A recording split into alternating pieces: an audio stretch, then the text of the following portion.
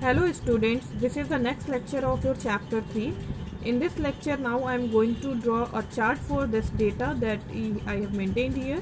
In this data I have maintained name of students and marks of the students in a particular subject. So if we want to draw graph or chart for this data, then click the insert tab and select any one particular chart type. According to the data, or it depends on the data which chart I am selecting here. So in this data I have to make comparison. So for making comparison I need to select the column or bar chart. So select the data and click the column chart, and here you can get the many types of column chart. 2D column, 3D column. So 2D column is two-dimensional column. This is the chart that is created on the basis of two axes, x and y axis. 3D column that is created on the basis of three axes, x, y and z. Select any one type of the chart. Click here. Now this chart will be inserted there. In this chart you can see there that this outline is there.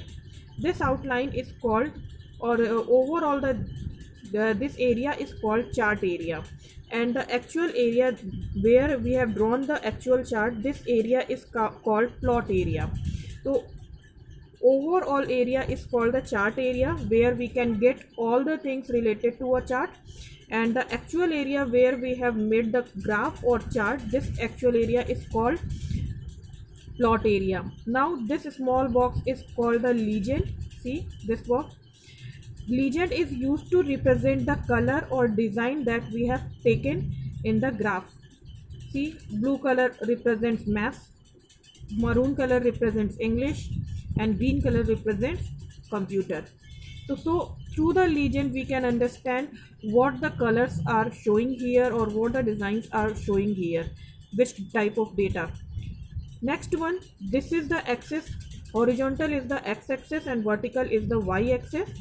Generally x-axis is called category axis and y-axis is called value axis, because x-axis is showing the category on the basis of which I have drawn the chart, and y-axis generally shows values.